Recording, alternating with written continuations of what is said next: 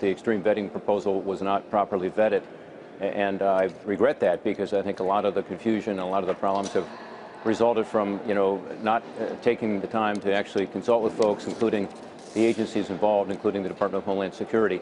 I think now with General Kelly there and in place, and with his leadership, things will be different. But I think most Americans agree that our vetting ought to be tightened up, particularly with regard to visas, particularly with regard to visa waiver countries, which were not included in that order, actually, and that we ought to know who's in this country. We ought to know who comes in and who leaves and why, and I think those are all things that we should be able to figure out on a bipartisan basis how to accomplish. Senator, clear positioning from the administration on Friday with their executive order towards financial regulation. From your point of view, how long before that actually gets carried out, and how much of it will require a broad consensus across Congress?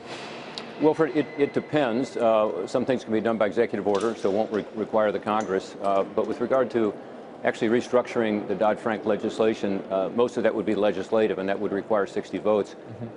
So it is not one of these things like a tax reform we've talked about, but also the Congressional Review Act, individual regulations that were put in place in the last 9 months that can be handled through a different mechanism. It will require a bipartisan group of senators to get together. And by the way, there is some bipartisan interest in this. If you talk to our community banks who are being hit hard by these regulations, this week, in fact, yesterday, I introduced legislation with a Democrat to change a part of Dodd-Frank that perhaps inadvertently, but classic of the federal government, does not allow good groups like Habitat for Humanity and other nonprofits to be able to get a free appraisal, which they have done traditionally and cannot do under the Dodd-Frank regulation. So there are aspects of Dodd-Frank that could be done on a bipartisan basis, and I think legislatively that's going to be required. Senator, one area which some have been talking about a lot since Friday that may only require executive order to act on is the CFPB. Steve Forbes just joined us and called it unconstitutional.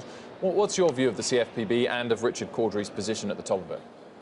Yeah, well, look, I've made my positions clear on this. I have three big problems with it. One is you do not have an ability to have the oversight you do with other regulatory agencies because their funding does not come through the appropriations process and through the elected representatives being able to have the oversight, ask the tough questions. It comes directly from the Fed. It's automatic. I think that's wrong.